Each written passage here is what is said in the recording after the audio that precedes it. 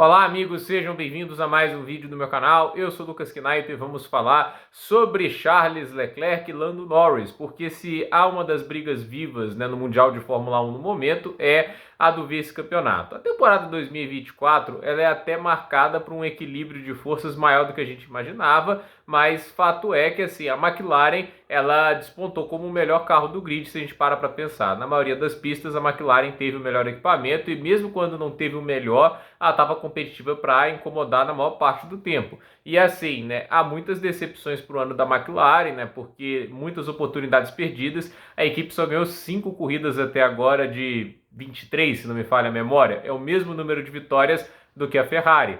E aí fica aquela situação, Tipo, a Ferrari ainda pode ser campeã de construtores e o Leclerc ainda pode ser vice-campeão. Então a batalha pelo vice-campeonato, 8 pontos de vantagem do Norris em relação ao Charles Leclerc. E o Leclerc que em 2022 conseguiu o vice-campeonato, numa ótima estratégia da Ferrari, ou talvez uma estratégia ruim da Red Bull, Tipo assim, que o Pérez estava na luta pelo vice-campeonato, ele precisava chegar à frente do Leclerc basicamente, acho que estavam rigorosamente empatados no campeonato, E o que aconteceu, O Pérez ele estava acho que em segundo na corrida, ele parou muito cedo, não ia dar para fazer uma parada só, ele teve que tentar a estratégia de 2 paradas para alcançar o Leclerc no final, acho que ele ficou menos de 2 segundos, mas não alcançou o Charles Leclerc, E assim, a gente teve uma situação, uma performance do Leclerc que ela foi impressionante, porque ele estava muito acima assim do Sainz no fim de semana, Tipo, a distância dele para o Sainz foi impressionante, Ele conseguiu tirar aquele vice-campeonato numa performance absurda, o ritmo de corrida dele foi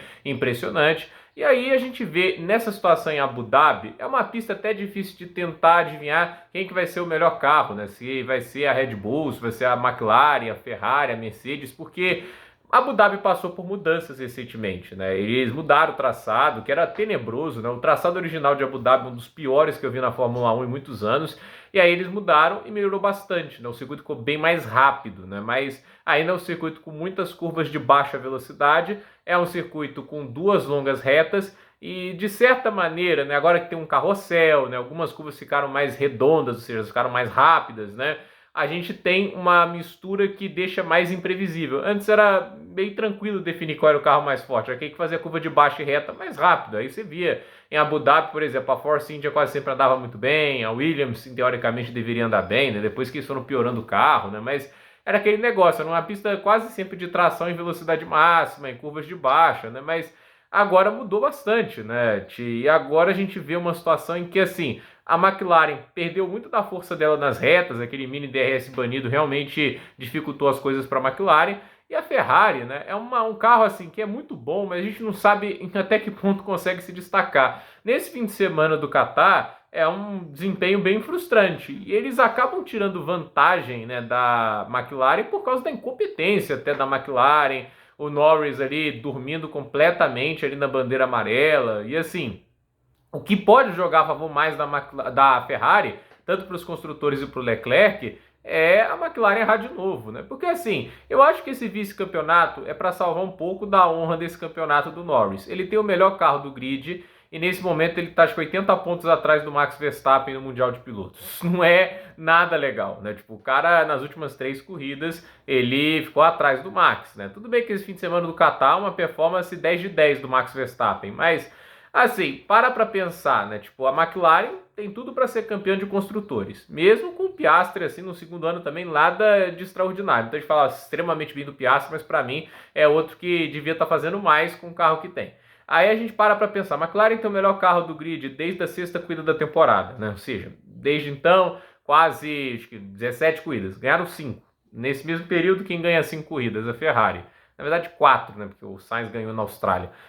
A Mercedes ganhou nesse mesmo período acho que umas 4 corridas, Então assim, a McLaren e a própria Red Bull com o Verstappen ainda conseguiu ganhar algumas corridas também, acho que umas 3 nesse período, 3 ou 4. Então é aquele negócio, Tipo, os pilotos não aproveitaram. Imagina para o Norris, Tipo, vamos colocar o cenário que o Leclerc conquista o vice-campeonato e assim, ele tem claramente um carro pior na temporada, E a questão é, o Leclerc conquista o vice-campeonato, o Verstappen campeão e o Norris apenas o terceiro, com a equipe campeã de construtores, porque essa é uma possibilidade real. E a questão que a gente vai ver é, se a Ferrari for o melhor carro nesse fim de semana, eu não acho que vai ser por muito, essa temporada está bem equilibrada nesse finalzinho, né? Aí fica aquela dúvida, né? Quem pode se enfiar no meio? Porque ele precisa de 8 pontos. Primeiro e terceiro já basta, mas a partir do momento que o Leclerc tem que ser segundo, termina em segundo, o que acontece? Terceiro, quarto e quinto. Você tem que fazer essa conta toda, né? O quinto lugar vai somar, acho que soma 10 pontos e o segundo 18. Ele precisaria da volta mais rápida para superar por um ponto. Será que ele vai ter essa margem? Normalmente o quinto tem mais margem que o segundo, né?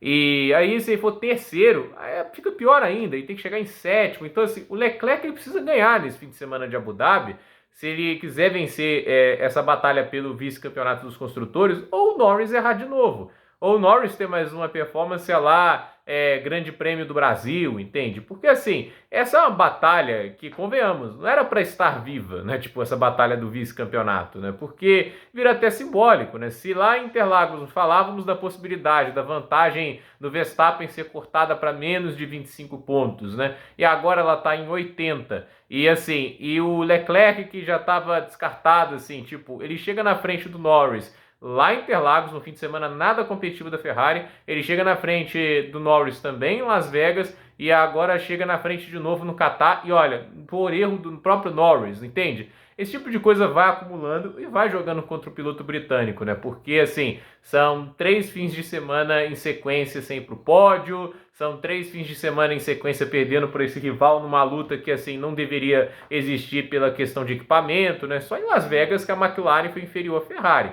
Isso aí a gente pode até falar, mas ainda assim, né, a gente está vendo um campeonato que vai caminhando ali para o Norris, quem sabe perder até mesmo um vice-campeonato que seria muito ruim para ele, né? Porque uma coisa é você perder um vice-campeonato quando os carros estão um pouco mais apertados e tudo isso. Agora, perder um vice-campeonato desse jeito, quando mais da metade da temporada o seu carro for melhor, ainda mais para um cara que está num carro que teoricamente em alguns momentos foi terceira ou quarta força do grid, porque a Ferrari teve alguns fins de semana ruins esse ano, né? Então é realmente assim, algo que o Norris não pode deixar acontecer. Então, a ver o que acontece em Abu Dhabi, essa batalha está viva, 8 pontos é uma vantagem não muito grande, mas se o Leclerc ganha, ele precisa da vitória da volta mais rápida, inclusive, né? Se ele faz isso, ele é vice-campeão mundial. Mas aí é um cenário que precisa, obviamente, contar com a volta mais rápida, e sempre tem um cabeçudo que vai parar 2 voltas do final, faz a melhor volta para se despedir da categoria, etc. Então, vamos ver o que acontece. Então, gente, por esse vídeo é isso. Dúvida nos comentários, deixe seu like, se inscreva no canal, compartilhe este vídeo. Eu quero saber a opinião de vocês, né?